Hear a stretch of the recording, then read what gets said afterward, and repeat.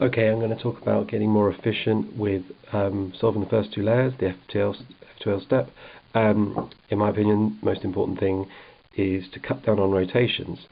And the way you cut down on rotations is you work out, or you know, when they're required and when they're not required. And this is something which, if you solve intuitively and you don't know about edge orientation, you can get wrong. So this is really to bolster intuitive F2L.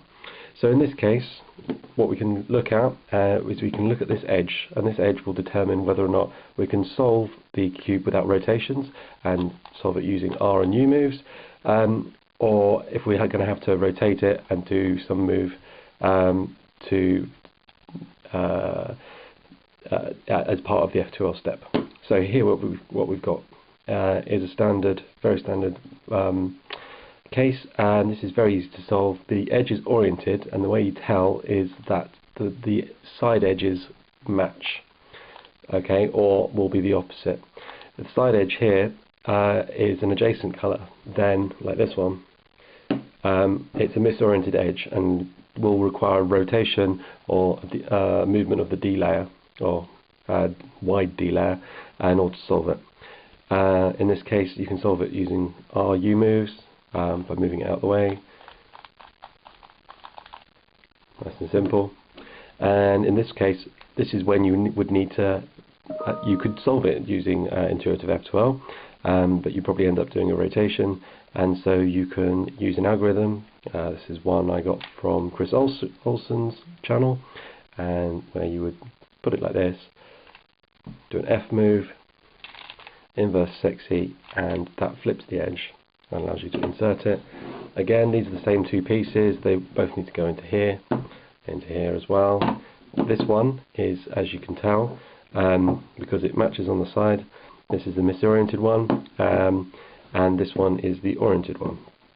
So the misoriented one is actually uses the case probably most people use, but then it would require rotation. So you would do a move like this to break up the pair, and then you move it back so that it's now in line, and this is where you'd need to do a rotation, well, in fact in this case, and then do that. Or the alternative in that situation, when you're like this, would be to do a D move and solve it in the back. That's probably the most efficient way of doing that case.